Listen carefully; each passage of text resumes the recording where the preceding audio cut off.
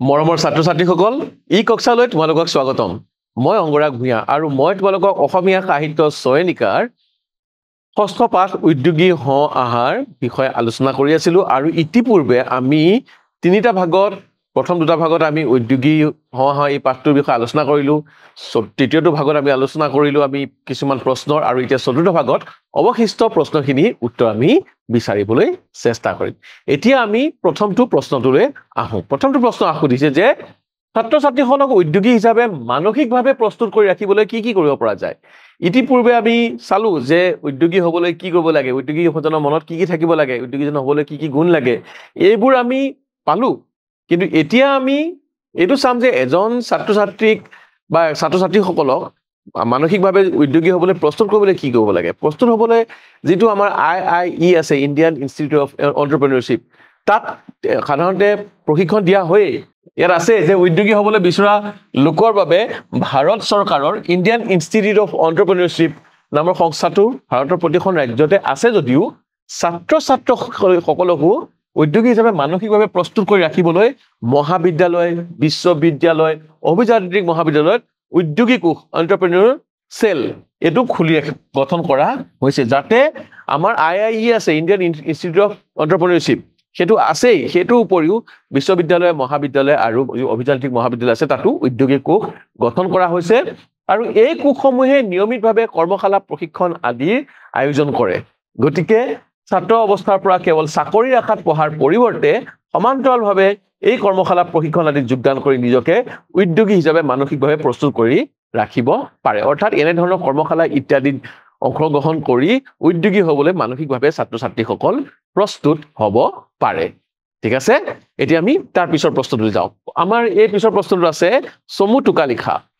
Thomas Alva Edison Rutherford Alexander Graham Bell Chester Carlson Bill Gates William Shakespeare Zubeen Garg Angaraag Papon Mahanta এই কেইজনৰ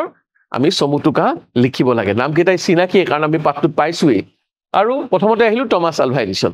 Thomas Alva Edison এজন বিখ্যাত মাৰ্কিন বিজ্ঞানী আৰু আৱিষ্কাৰক আৰু টমাছ আলভা এডিসনৰ নামটো ললে বহুকেইটা আৱিষ্কাৰৰ নাম মনলৈ আহে এতিয়া আমি তেওঁৰ বিষয়ে আমি বিস্তাৰিতভাৱে এনেকৈ লিখিম যে তেখেতৰ জন্ম 1847 চনৰ 11 ফেব্ৰুৱাৰীত তেখেতৰ জন্ম হৈছিল মনত ৰাখিবলৈ একেবাৰে সহজ কিয় 1947 চনত ভাৰতৰ জন্ম তাৰ 100 বছৰ আগতে তেওঁৰ জন্ম হৈছিল অৰ্থাৎ 1847 চনৰ 11 ফেব্ৰুৱাৰীত তেওঁৰ জন্ম হৈছিল আৰু মৃত্যু হৈছে 1931 চনৰ 18 অক্টোবৰত টমাছ আলভা এডিসনক বহুতে আৱিষ্কাৰৰ মেচিন বুলি কৈছিল বা আধুনিক প্ৰযুক্তিবিদ্যাৰ জনক বুলি কৈছিল আৱিষ্কাৰৰ মেচিন মানে এই কাৰণে তেওঁ ইমানবোৰ বস্তু আৱিষ্কাৰ কৰিছে যে 1000তকৈ হয়তো বেছি হ'ব বহুতে জীৱনটোত কেৱল এটা বস্তু আৱিষ্কাৰ কৰি প্ৰখ্যাত হৈ যায় বহুতেতো বস্তু আৱিষ্কাৰ কৰিব নোৱাৰাকে জীৱনটো পাঠ কৰে কিন্তু তেখেতে এটা দুটা নহয় মুঠতে 1000তকৈ অধিক তেখেতে বস্তু আৱিষ্কাৰ কৰিছে সেয়েহে তেওঁ কি কোৱা হয় আৱিষ্কাৰৰ মেচিন আৰু আধুনিক প্ৰযুক্তিবিদ্যাৰ জনক মানে পিতৃপুৰুষ তেওঁ আধুনিক প্ৰযুক্তিবিদ্যাৰ পিতৃপুৰুষ বুলি অভিহিত কৰা হয় প্ৰায় 1000তকৈ অধিক সৰু-বৰ আৱিষ্কাৰৰ পেটেন্ট কৰা যন্ত্ৰ তেওঁ অধিকাৰী পেটেন্ট কৰা 1000তকৈ অধিক যন্ত্ৰ তেওঁ অধিকাৰী পেটেন্টৰ অধিকাৰী 1877 চনত তেওঁ এটা কথা ক'ব পৰা আকৰ্ষণীয় যন্ত্ৰ আৱিষ্কাৰ কৰে সেইটোৱে আছিল আধুনিক গ্ৰামোফোন আৰু টেপ ৰেকৰ্ডাৰৰ আদিৰূপ এতিয়া যেটো আমি টেপ ৰেকৰ্ডাৰ বা গ্ৰামোফোন পাইছো তাৰ আদিৰূপটো তেখেতেই আৱিষ্কাৰ কৰিছিল আৰু এডিসনে তাৰ নাম দিছিল কি গ্ৰামোফোন তেতিয়া তেওঁ ইয়াৰ নাম দিছিল গ্ৰামোফোন এটো বহু আগতেই 1877 চনতে তেওঁ আৱিষ্কাৰ কৰিছিল এতিয়া আমি আহো তাৰ পিছৰ যেটো সমুটুকা ৰাদাৰফোৰ্ডৰ বিষয় ৰাদাৰফোৰ্ডৰ বিষয় আমি উদ্যোগী পাঠটোত পাইছো নহয় সেই যে আলেকজেণ্ডাৰ গ্ৰাহাম বেলে যে তেওঁৰ যন্ত্ৰটো লৈ গৈছিল তেতিয়া কৈছিল ইয়াৰ কি কামত আহিব বুলি 1877 চনৰ পৰা 1881 চনলৈ তেওঁ আমেৰিকাৰ 29তম ৰাষ্ট্ৰপতি আছিল 29তম মানে 29 নম্বৰ 29তম ৰাষ্ট্ৰপতি আছিল আমেৰিকাৰ ৰাষ্ট্ৰপতি ৰাদাৰফোৰ্ডৰ সন্মুখত গ্ৰাহাম বেলে নিজৰ আৱিষ্কাৰ প্ৰদৰ্শন কৰিছিল গ্ৰাহাম বেল টেলিফোন আৱিষ্কাৰ কৰিছিল আৰু আৱিষ্কাৰ ৰাদাৰফোৰ্ডৰ আগত তেওঁ প্ৰদৰ্শন কৰিছিল ৰাদাৰফোৰ্ডে যন্ত্ৰটো চাই মন্তব্য কৰিছিল যে সেইটো এটা আচৰিত আৱিষ্কাৰ পিছে সেইটোনো কোনে ব্যৱহাৰ কৰিব বা কোনে ল'ব এই বিষয়টো কোনো নিশ্চিত নহয় এইটো কোনে ল'ব বা কোনে ব্যৱহাৰ কৰিব বুলি তেওঁ ভাবিছিল অৰ্থাৎ টেলিফোনৰ গুৰুত্ব অনুধাৱন কৰাত তেওঁ বিফল হৈছিল টেলিফোনটো যে ইমান এটা যুগান্তকাৰী আৱিষ্কাৰ সেইটো তেওঁ অনুধাৱন কৰাত তেওঁ বিফল হৈছিল এই আছে ৰাদাৰফোৰ্ডৰ বিষয়ে চমুটুকা লিখিলে আমি এইখিনি কথাকে লিখিব পাৰো এতিয়া আমি পৰৱৰ্তী যিটো চমুটোক আছে তালৈ যাওঁ কাৰ বিষয়ে লিখিম আমি আলেকজেণ্ডাৰ গ্ৰাহাম বেল এতিয়া তেওঁৰ কথা আমি পাতি আছিলো স্কটলেণ্ডৰ পদাৰ্থ বিজ্ঞানী শিক্ষাবিদ টেলিফোনৰ আৱিষ্কাৰক হৈছে আলেকজেণ্ডাৰ গ্ৰাহাম বেল 1847 চনত 3 মাৰ্চত স্কটলেণ্ডৰ এডিনবৰাত তেওঁৰ জন্ম তেওঁ 1847 চনত জন্ম তেওঁৰ পিতৃ আছিল আলেকজেণ্ডাৰ মেলভিল বেল এডিনবৰা বিশ্ববিদ্যালয় আৰু লণ্ডনৰ ইউনিভাৰ্চিটি কলেজত শিক্ষা লাভ কৰি দেউতাকৰ এক মুকবধিৰ শিক্ষানুষ্ঠানৰ সহকাৰী ৰূপে কৰ্মজীৱন তেওঁ আৰম্ভ কৰিছিল 1871 চনত গ্ৰাহাম বেল আমেৰিকালৈ যায় আৰু তাৰ বষ্টন বিশ্ববিদ্যালয়ৰ কণ্ঠ শৰীৰবিদ্যা বা ভোকেল ফিজিঅলজি বিভাগৰ অধ্যাপক ৰূপে কাৰ্যনিৰ্বাহ তেওঁ কৰিছিল আৰু তাৰ পিছত কি হ'ল সমসাময়িকভাৱে মুকবধি মানে যিয়ে ক'ব নোৱাৰে আৰু শুনাত অসুবিধা আছে মুকবধি তেওঁলোকক কয় উন্নয়নৰ বাবে বিভিন্ন প্ৰয়াস কৰিবলৈ তেওঁ মুকবধিসকলৰ বাবে কাম কৰিছিল বধিৰসকলৰ শিক্ষা উন্নয়নত তেওঁ উদ্ভাৱন কৰা পদ্ধতিক বিশেষ অৱদান আছে সেই সময়তে তেওঁৰ মনলৈ বৈদ্যুতিক তৰংগৰ সহায়ত শব্দ প্ৰেৰণৰ ধাৰণাটো আহে বৈদ্যুতিক তৰংগৰ ইলেক্ট্ৰিক যিটো ৱেভ আছে তাৰ বা বৈদ্যুতিক তৰংগ তাৰ মাজেৰে শব্দ প্ৰেৰণ কৰা তেওঁৰ ধাৰণাটো আহে আৰু দীৰ্ঘ গৱেষণাৰ অন্তত 1875 চনৰ 5 জুনত তেওঁ আৱিষ্কাৰ কৰে তেওঁৰ জীৱনৰ সৰ্বশ্ৰেষ্ঠ কীৰ্তি কি হ'ল টেলিফোন 1875 চনৰ 5 জুনত তেওঁ টেলিফোনটো আৱিষ্কাৰ কৰে 1922 চনৰ 2 আগষ্টত গ্ৰাহাম বেলৰ মৃত্যু হয় তেওঁৰ মৃত্যুৰ দিনা আমেৰিকাৰ চৰকাৰে দেশখনৰ সকলো টেলিফোন 1 মিনিটৰ বাবে বন্ধ ৰাখি টেলিফোনৰ আৱিষ্কাৰক আলেকজেণ্ডাৰৰ প্ৰতি সন্মান জনাইছিল 1 মিনিটৰ কাৰণে সকলো টেলিফোন সেইদিনা আমেৰিকাত বন্ধ ৰখা হৈছিল কিয় টেলিফোনৰ যি আৱিষ্কাৰ কৰিছিল তেওঁৰ প্ৰতি সন্মান জনাবলৈ এয়া হ'ল আলেকজেণ্ডাৰ গ্ৰাহাম বেলৰ বিষয়ে টোকা লিখিলে আমি এইখিনি কথাকে লিখিম এতিয়া আহিব চেষ্টাৰ কাৰ্লসন তেওঁৰ সম্পূৰ্ণ নাম চেষ্টাৰ ফ্লুইড কাৰ্লসন তেওঁ এগৰাকী আমেৰিকান পদাৰ্থবিদ আৰু উদ্ভাৱক আছিল আৰু তেওঁ ইলেক্ট্ৰফটোগ্ৰাফি উদ্ভাৱন কৰিছিল অৰ্থাৎ চেষ্টাৰ কাৰ্লসন হৈছে ইলেক্ট্ৰফটোগ্ৰাফিৰ উদ্ভাৱক এইখিনি লিখিলে যথেষ্ট এতিয়া আমি পৰৱৰ্তী চমুটোকালৈ আহোঁ বিল গেটছ এটা বৰ প্ৰখ্যাত নাম সকলোৱে জনা নাম কম্পিউটাৰ ছফ্টৱেৰ ইঞ্জিনিয়াৰ আৰু ব্যৱসায়ী বিশ্বৰ আটাইতকৈ ধনী ব্যক্তি হিচাপে পৰিগণিত বিল গেটছৰ প্ৰকৃত নাম উইলিয়াম হেনৰি গেটছ বিশ্বৰ সবাতোকৈ ধনী ব্যক্তি হিচাপে তেওঁ প্ৰখ্যাত 1955 চনৰ 28 অক্টোবৰত ৱাশ্বিংটনৰ চিয়াটলত বিল গেটছৰ জন্ম হয় পিতৃ উইলিয়াম এইচ গেটছ মাতৃ মেৰী মেক্সৱেল গেটছ 1967 চনত তেওঁ লেক চাইড স্কুলত ভৰ্তি হয় তেওঁ স্কুলখনৰ নাম আছিল লেক চাইড স্কুল সৰুৰে পৰা তেওঁ কম্পিউটাৰৰ প্ৰতি বেছ আগ্ৰহী আছিল আৰু 13 বছৰ বয়সতে স্কুলৰ বাবে এক বেছিক লেংগুৱেজ প্ৰগ্ৰেম কৰি উলিয়াইছিল তেতিয়া স্কুলীয়া ছাত্ৰ থাকোঁতে তেওঁ কম্পিউটাৰৰ এটা বেছিক প্ৰগ্ৰেম তেওঁ নামটো আছিল বেছিক লেংগুৱেজ তেওঁ প্ৰগ্ৰেম কৰি উলিয়াইছিল 1969 চনত গেটছে পল এলেন আৰু 2 সহপাঠীৰ সৈতে লেক চাইড প্ৰগ্ৰেমাৰ্ছ গ্ৰুপ প্ৰতিষ্ঠা কৰে পল এলেন আৰু 2জন সহকাৰীৰ সৈতে লেক চাইড প্ৰগ্ৰেমাৰ্ছ গ্ৰুপ বুলি এটা গ্ৰুপৰ প্ৰতিষ্ঠা কৰে আৰু তেওঁলোকে কি কৰে 1973 চনত গেটছ শিক্ষা লাভৰ বাবে হাৰ্ভাৰ্ডলৈ যায় 1975 চনত পল আৰু গেটছে মডেল ইনষ্ট্ৰুমেণ্টেশ্যন এণ্ড টেলিমেট্ৰিক চিষ্টেম চমুকৈ MITS নামৰ প্ৰতিষ্ঠানটোৰ বাবে বেছিক ছফ্টৱেৰ সম্পূৰ্ণ কৰি তোলে তেওঁলোকে এটা ছফ্টৱেৰ উদ্ভাৱন কৰি তৈয়াৰ কৰে আৰু তেওঁলোকে নিজস্ব কোম্পানী মাইক্ৰছফ্ট কৰ্পৰেশ্যনৰ জন্ম দিয়ে মাইক্ৰছফ্ট য'ত আমি কাম কৰি থাকোঁ সেই মাইক্ৰছফ্টৰো তেওঁলোকে জন্ম দিয়ে 1980 চনত তেওঁ বিখ্যাত কম্পিউটাৰ কোম্পানী IBMৰ লগত চুক্তিবদ্ধ হয় আৰু 1981 চনত এই কোম্পানীয়ে মাইক্ৰছফ্ট বিকাশ কৰা MS-DOS বুলি কয় যে MS-DOSৰ তেওঁলোকে কি কৰে মাইক্ৰছফ্ট ডিস্ক অপাৰেটিং চিষ্টেম বা মাইক্ৰছফ্ট ডিস্ক অপাৰেটিং চিষ্টেম পদ্ধতি তেওঁলোকে পাৰ্চনেল কম্পিউটাৰত ব্যৱহাৰ কৰিবলৈ লয় পাৰ্চনেল কম্পিউটাৰ আমাৰ যি কম্পিউটাৰ যি MS-DOS থাকে সেয়া তেওঁলোকে উদ্ভাৱন কৰে আৰু সেয়া তেওঁলোকে কম্পিউটাৰ ব্যৱহাৰ কৰিবলৈ আৰম্ভ কৰে ইয়াৰ পিছত আহিলো উইলিয়াম শেক্সপিয়াৰৰ বিষয় ইংৰাজ নাট্যকাৰ আৰু কবি উইলিয়াম শেক্সপিয়াৰ এজন বিখ্যাত নাট্যকাৰ আৰু লগতে কবিও হয় 1564 চনৰ 26 এপ্ৰিলত ইংলেণ্ডৰ ৱাৰউইকশ্বাৰৰ ষ্টেটফৰ্ড এভন নামৰ ঠাইত তেওঁৰ জন্ম তেওঁৰ পিতৃৰ নাম আছিল জন শেক্সপিয়াৰ তেওঁৰ জন্ম আছিল 1530 আৰু 1601 তেওঁৰ মৃত্যু হৈছিল তেওঁ আছিল এজন ঊলৰ ব্যৱসায়ী মাক মেৰী আৰ্ডেন এক সম্ভ্ৰান্ত ঘৰৰ মহিলা আছিল যদিও লিখা পঢ়া একো নাজানিছিল শেক্সপিয়াৰৰ মাকে লিখা পঢ়া নাজানিছিল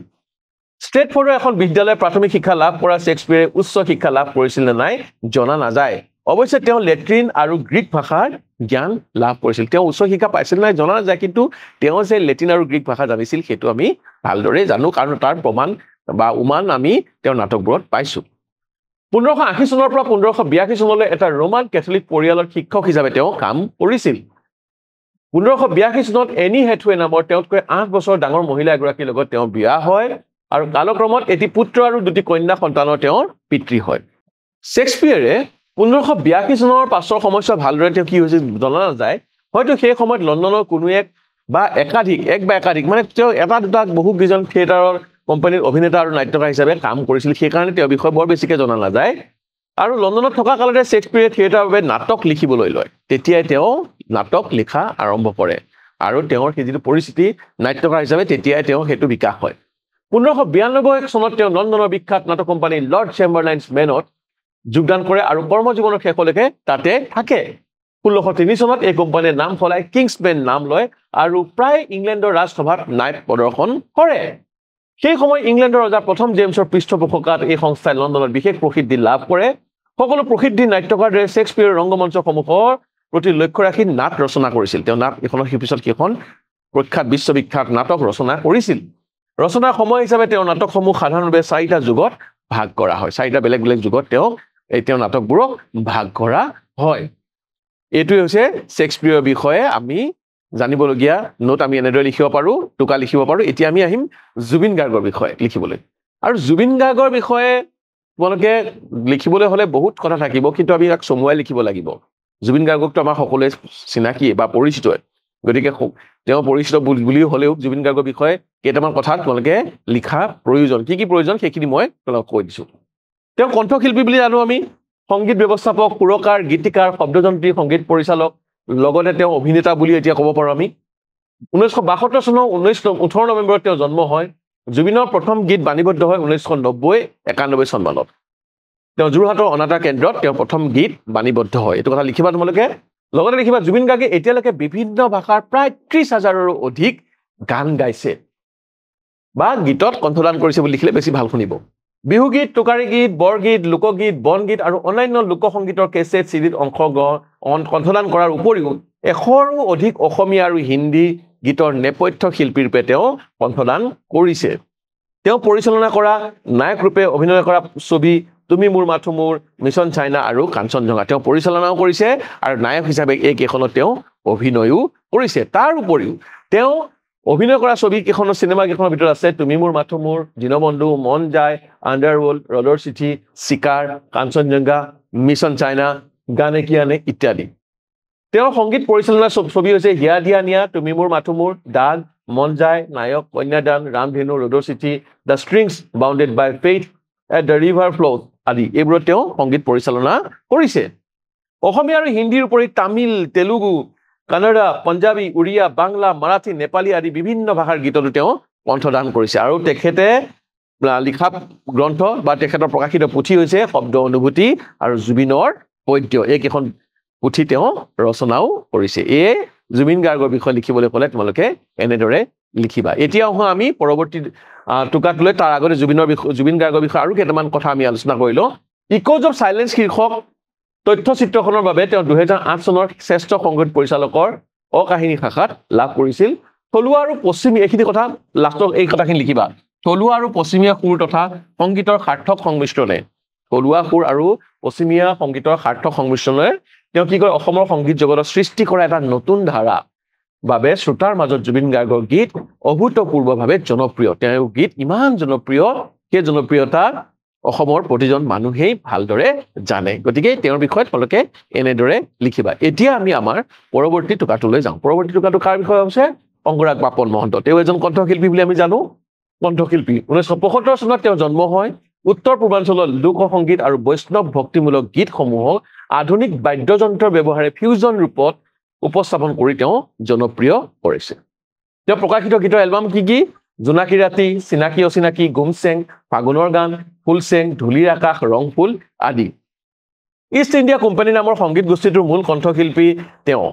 MTVৰ সংগীত অনুষ্ঠান কোক ষ্টুডিঅ'ত একাধিকভাৱে গীত পৰিৱেশন আৰু জনপ্ৰিয়তা অৰ্জন আৰু একাধিক চলচ্চিত্ৰৰ নেপথ্য গায়ক হিচাপেও তেওঁ বহুকেইখন চিনেমাত তেওঁ নেপথ্য গায়ক হিচাপে কণ্ঠদান কৰিছে আৰু এই কণ্ঠদান কৰা চিনেমা কেইখনৰ ভিতৰত হৈছে ৰামধেনু ৰডৰ চিঠি বৰফি আই এম কালাম দম লগা কে হেইছা ইত্যাদি আৰু তেওঁ বঁটা লাভ কৰাৰ ভিতৰত গ্লোবেল ইণ্ডিয়ান এৱাৰ্ড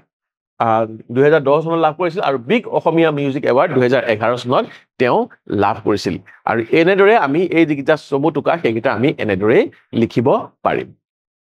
আৰু এতিয়া আমাৰ আহিছে কি সমাৰ্থক শব্দ লিখা সমাৰ্থক মানে একে অৰ্থৰ শব্দ লিখিব লাগে এইকেইটা শব্দ আছে আমি এইকেইটা লিখিবলৈ চেষ্টা কৰিম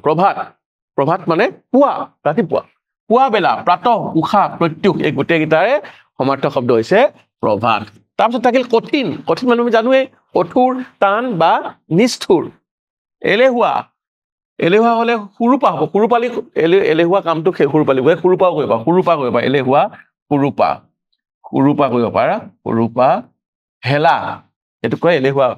এলাহটোক হেলা কৰে আচলতে যিয়ে হেলা কৰে বা যিজন এলেহুৱা তেওঁক আমি সুৰুপা বুলিও ক'ব পাৰো আৰু তেওঁলোকে কৰা কামটো হ'ল সুৰুপালি বা হেলা ডাঙৰ সমাৰ্থক শব্দ হৈছে বিশাল বিপুল বা মোটা চেষ্টাৰ সমাৰ্থক শব্দ কেইটা শুনিবা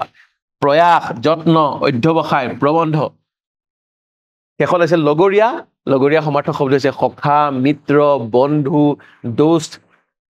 এই কেইবাটাও আমি সমাৰ্থক শব্দ লিখিব পাৰো প্ৰায় আমাক যদি এটা শব্দ লিখিব দিয়ে বেছি ভাল কথা কিন্তু গোটেইকেইটা শব্দ আমি জানি থৈ দিলে আমাৰে কল্যাণ আৰু এতিয়া আমি আৰু কেইটামান আছে সেইকেইটাও চাই লওঁ লক্ষ্য হ'ল মতলব উদ্দেশ্য অভিপ্ৰায় ইচ্ছা তাৰপিছত নিৰৱচ্ছিন্ন যাৰ যি চিহ্ন নহয় যি একেৰাহে চলি থাকে সৰ্বদা সৰ্বক্ষণ অহৰহ নিৰন্তৰ এইকেইটা হৈছে আমাৰ নিৰৱচ্ছিন্নৰ সমাৰ্থক শব্দ তাৰপিছত হাবিয়াস হৈছে অভিলাষ বাসনা বা বাঞ্ছা ঠিক আছে আৰু হাবিয়াসক হাবিলাস বুলিও লিখিব পাৰে হাবিলাস বুলিও কয় হাবিলাস এইটো তোমালোকে ক'ব পাৰা হাবিলাস এনে হাবিয়াস কয় কিন্তু হাবিয়াসক হাবিলাস বুলিও এই শব্দটো আপোনালোকে অভিধানত পাবা তাৰপিছত সপোনৰ সমাৰ্থক শব্দ হৈছে স্বপ্ন বা সামাজিক এইকেইটা হৈছে ইয়াৰ সমাৰ্থক শব্দ ঠিক আছে আৰু এতিয়া আমি বিপৰীতাৰ্থক শব্দ এতিয়া সমাৰ্থক শব্দ হৈ গ'ল ইয়াৰ পিছত বিপৰীত শব্দ লিখিব লাগে বিপৰীত শব্দ তোমালোকে বোধ কৰো পাৰিবই লাগে তথাপি মই সহায়ৰ কাৰণে কৈ দিওঁ নতুনৰ হ'ব পুৰণা বা পুৰণি ক্ষুদ্ৰ মানে সৰু গতিকে বিপৰীত হ'ব বিশাল কৰ্মহীন যাৰ কাম নাই গতিকে কৰ্মত হ'ব এলেহুৱাৰ বিপৰীত হ'ব উদ্যমী সহজৰ বিপৰীত হ'ব কঠিন সপোনৰ বিপৰীত হ'ব দিঠক আৰম্ভৰ বিপৰীত হ'ব শেষ জন্ম মৃত্যু সমান অসমান এইটো তোমালোকৰ কাৰণে সহজে হ'ব বুলি নিৰ্দ্বিধাই ক'ব পাৰি নহয়নে বাৰু এতিয়া আছে তুমি কথা বতৰা পাতোতে সাৱধান হ'বা মনে পঢ়া শুনা কৰি আছে গাড়ী দুখন অগা পিছাকৈ গৈ আছে এই ধৰণৰ বাক্যবিলাক দেখিছে কথা বতৰা পঢ়া শুনা অগা পিছা এই ধৰণৰ বাক্য দিয়া আছে ল'ৰা ছোৱালী হাত ভৰি খুৱাই বুৱাই জীৱন জীৱিকা পা পইচা এইকেইটা শব্দৰে আমি বাক্য ৰচনা কৰিবলৈ দিছে এতিয়া আমি বাক্য ৰচনাকেইটা কৰি চাওঁ ল'ৰা ছোৱালী বৰ্তমান ল'ৰা ছোৱালীৰ মনত প্ৰতিযোগিতাৰ মানসিকতা বৃদ্ধি পাইছে এইদৰে বাক্য ৰচনা কৰিলে তলত এনেদৰে দুটা শাৰী দি দিব নাপাহৰিবা বৰ্তমান ল'ৰা ছোৱালীৰ মনত প্ৰতিযোগিতাৰ মানসিকতা বৃদ্ধি পাইছে দ্বিতীয় বাক্য হাত ভৰি জুইকুৰাৰ কাষত নয়নে হাত ভৰি মেলি এইখিনিটো লাগিব হাত ভৰি মেলি বহিছে ঠিক আছে পিছৰ বাক্যটো খুৱাই বুৱাই বিজয়ে গৰু কেইটাক খুৱাই বুৱাই ডাঙৰ দীঘল কৰিছে তলত এনেকে চিন পাৰি দিলো জীৱন জীৱিকা লকডাউনৰ সময়ত সাধাৰণ জনতাৰ জীৱন জীৱিকা বাৰুকৈয়ে ক্ষতিগ্ৰস্ত হৈছিল বা ব্যতিব্যস্ত হৈছিল এনেদৰে লিখিবা শেষৰটো আছে পা পইচাৰ অভাৱত নগেনে বহু কাম পৰিকল্পনা কৰিও আগবঢ়াব পৰা নাই এনেদৰে আমি বাক্য কেইটামান মই লিখি দেখুৱাইছো তোমালোকে যদি ইয়াতকৈ শুৱলা বাক্য বা ইয়াতকৈ চুটি বাক্য বা সৰল বাক্য লিখিব বিচাৰা তেনেহ'লে লিখিব পাৰা মই কেৱল কেইটামান তোমালোকক উদাহৰণহে দেখুৱালো এতিয়া আছে ভাৱ সম্প্ৰসাৰণ কৰা এইটো বহলাব লাগে ভাৱ সম্প্ৰসাৰণ মানে ভাৱটো বহলাই লিখিব লাগে উদ্যোগী পুৰুষ সিংহৰ সমান এলেহুৱা কাপুৰুষৰ সমান এইকেইটা ভাৱ সম্প্ৰসাৰণ কৰা মানে ইয়াৰ অৰ্থ কি কৈছে ক'ব লাগে আমিতো পাইছো যে উদ্যোগী পুৰুষসকলৰ সাহস বেছি হ'ব লাগে সেইকাৰণে সিংহৰ সমান বুলি কৈছে উদ্যোগী পুৰুষ সিংহৰ সমান এলেহুৱা কাপুৰুষৰ সমান উদ্যোগী পুৰুষৰ এলাহ নাথাকে সিংহৰো এলাহ নাথাকে হাতত মূলধন কিংবা কোনো ডাঙৰ ডিগ্ৰী নোহোৱাকৈ উদ্যোগী পুৰুষে ধৈৰ্য একাগ্ৰতা নিয়মানুৱৰ্তিতা সময়ানুৱৰ্তিতা আত্মবিশ্বাস আৰু সিংহৰ দৰে হাৰ নমনা মানসিকতা থাকিলেহে সফল হ'ব পাৰে হাৰ নমনা মনোবৃত্তিৰে যিকোনো কামত অগ্ৰসৰ হ'ব পাৰে কিন্তু এলেহুৱা লোকৰ উক্ত গুণবোৰৰ এটাও গুণ নাথাকে আৰু সেয়েহে এলেহুৱাবোৰ কাপুৰুষবোৰ সকলো ক্ষেত্ৰতে পিছত কৰাৰ মনোভাৱেৰে নিজকে সদায় পিছুৱাই লৈ গৈ থাকে সেয়েহে এলেহুৱা কাপুৰুষৰ সমান বুলি কোৱা হৈছে আৰু উদ্যোগী পুৰুষক সিংহৰ সমান বুলি কোৱা হৈছে এনেদৰে তোমালোকে ভাৱ সম্প্ৰসাৰণ কৰিব পাৰিবা ইয়াৰ পিছৰ বাক্যটো চোৱা যি মূলা বাঢ়ে তাৰ দুপাততে চিন ইংৰাজীত দেখা কথা আছে যে মৰ্নিং shows the day যে যেতিয়া মূলা কি ডাঙৰ হলে কি হ'ব হেতু দুপাততে প্ৰথম দুপতীয়া হওঁতেই তাৰ চিন হয় মূলা গজি যেতিয়া দুপতীয়া হয় তেতিয়াই মূলা কেনেকুৱা হ'ব হেতু বুজিব পাৰি অৰ্থাৎ মূলাটো ভাল হলে প্ৰথম দুপাততে সি লহপহীয়া হ'ব তাৰ ৰূপ ভাল দেখাব আৰু সতেজ হ'ব এই কথা ইয়াকে বুজাব বিচৰা হৈছে যে সৰু কালতে বা লৰা কালতে লৰা ছোৱালীবোৰ কেনে গঠন হ'ব তাক বুজিব পৰা যায় যদি সৰু কালতে ভাল আচাৰ ব্যৱহাৰ কৰে তেনে ডাঙৰ হৈ এজন ডাঙৰ মানুহ হয় গতিকে সেই ভৱিষ্যতে কি হ'ব সেই তাৰ আগজাননী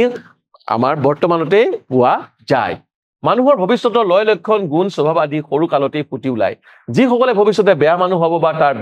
তাৰ গুণ যিসকলে ভাল মানুহ হ'ব তাৰ ভাল গুণ সৰু কালতেই ধৰা পৰে অৰ্থাৎ বহু ক্ষেত্ৰত এটো একেবাৰে খাটাংকে নহয় আমি ইয়াত লিখিব লাগিব বহু ক্ষেত্ৰত কি হয় ডাঙৰ হলে বা ভৱিষ্যতে কি ৰূপ ল'ব কোনোবা এটা বস্তু তাৰ উমান আৰম্ভণিতেই পোৱা যায় এই ক্ষেত্ৰত আমি কোৱা হয় যে বা এই কথাটো বুজাবলৈ যি মূলা বাঢ়ে তাৰ দুপাততে চিন বুলি কোৱা হয় বুজি পাইছা নহয় এতিয়া আছে শুই থকা শিয়ালে হাঁহ ধৰিব নোৱাৰে শিয়ালটো চিনি পোৱা হাঁহো তোমালোকে নিশ্চয় চিনি পোৱা যদি শিয়াল শুই থাকে কি কেনেকে হাঁহ ধৰিব গতিকে যিকোনো কাম কৰিবলৈ মানুহে সাৰ পাবই লাগিব কৰ্মত হ'বই লাগিব শিয়ালে হাঁহ ধৰিব লাগিলে গিৰিহঁতে নেদেখাকে অতি যত্ন সহকাৰে কষ্ট কৰি ইফালে সিফালে পেট পেলাই চুপি কৌশলে ধৰিব লাগিব হাঁহটো ধৰো বুলি ক'লে শিয়াল ওলাব নোৱাৰে হাঁহৰ গৰাকীয়ে শিয়ালক খুদাই এৰিব জানো গতিকে মনে মনে চুপি গৈ শিয়ালটো খুব সাৱধানেৰে গৈ হাঁহটো ধৰিব লাগিব এনেদৰে যত্ন নকৰাকৈ কষ্ট নকৰাকৈ যদি শিয়াল শুই থাকে কেনেকে হাঁহ মাৰিব পাৰিব ঠিক সেইদৰে মনে বিচৰা কিবা বস্তু পাবলৈ হলে বা জীৱনত উন্নতি কৰিবলৈ হলে এলেহুৱা হৈ বহি নাথাকি তাৰ বাবে বিশেষ যত্ন আৰু কষ্ট কৰিব লাগে তাকে নকৰি বহি থাকিলে কোনো বস্তুৰে লাভ নহয় অথবা ভাগ্যোদয় নহয় ভাগ্যৰ উদয়ে নহয় সেয়ে কয় বহি থাকিলে ভাগ্যও বহি থাকে লৰচৰ কৰিলে ভাগ্যও লৰচৰ কৰে যদি কিবা এটা বস্তু বিচৰা হৈছে সেই বস্তুটোৰ প্ৰতি বস্তুটো লাভ কৰিবলৈ কাম কৰিবও লাগিব কিন্তু সেই কাম বন নকৰি যদি শুই বহি থাকে তেনেহলে শুই বহি থকা শিয়ালে যেনেদৰে হাঁহ খাব নোৱাৰে ঠিক তেনেকে একো কাম নকৰাকৈ ফুৰুপালি কৰি এলেহুৱা হৈ যদি বহি থাকে তেনেহলে উদ্দেশ্য সিদ্ধি কেতিয়াও নহয় এনেদৰে তোমালোকে নিশ্চয় ভাৱ সম্প্ৰসাৰণ কৰিব পাৰিবা নহয়নে বাৰু আৰু শেষত আছে লিংগ পৰিৱৰ্তন কৰিব লাগে এটো বৰ সহজ তোমালোকৰ নহয়নে শিক্ষকৰ লিংগ পৰিৱৰ্তন কৰিলে শিক্ষয়িত্ৰী হ'ব ছাৰ বাইদেউ আমি মেডাম বুলি ক'বা কিন্তু বাইদেউ লিখা ভাল ছাৰ বাইদেউ ছাত্ৰ ছাত্ৰী পুৰুষ নাৰী বন্ধু বান্ধৱী এনেদৰে আমি লিংগ পৰিৱৰ্তন কৰিছো এটো তোমালোকৰ কাৰণে বৰ সহজেই হ'ব বুলি মোৰ ধাৰণা নহয়নে বাৰু এতিয়া এইখিনিতে আমাৰ এই পাঠটোৰ যিখিনি প্ৰশ্ন উত্তৰ আছে সেইখিনি অন্ত পৰিছে মৰমৰ ছাত্ৰ ছাত্ৰীসকল আমাৰ এই পাঠটো ইমানতে অন্ত পৰিল পৰৱৰ্তী পাঠত তোমালোকৰ সৈতে পুনৰ লগ হ'ম তেতিয়ালৈকে মোক বিদায় দিয়া ধন্যবাদ